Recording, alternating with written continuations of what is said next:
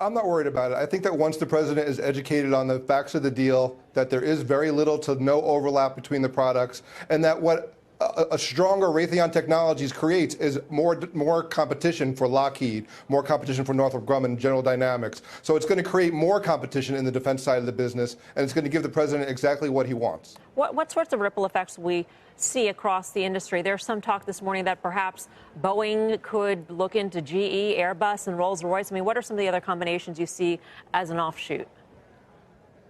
Yeah, I mean, Greg Hayes said it earlier on your program. I think that it's going to be very difficult to find combinations where there's not enough overlap to attract regulatory scrutiny. This is one of those rare deals in which it was a primarily commercial aerospace company with a relatively small military presence and a very strong military contractor getting together to create R&D and cost synergies. I don't think there's a lot of deals like that out there in the pipeline. This is styled as a merger of equals, is it?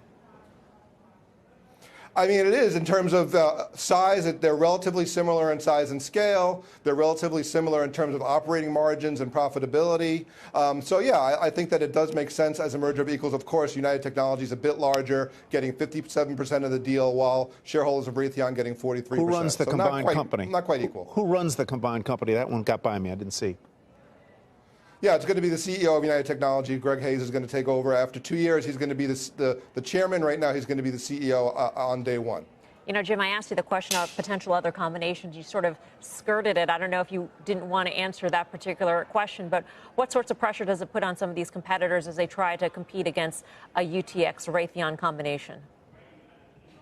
Yeah, I think it puts pressure on them to sharpen their focus on cost and execution, on R&D, because one of the major starring points of this deal to me is the R&D that's going to come together. $8 billion in spend, 60,000 engineers, and 38,000 patents that are actively working for the companies. I think they're going to be able to get on cutting edge in hypersonic missiles, in microwave and laser emitting weapons. These are things that are the next generation of weapons for the Defense Department. And I think that companies like Northrop, like Lockheed, are working on these as well. So there's going to be a race to see who gets these weapons out first.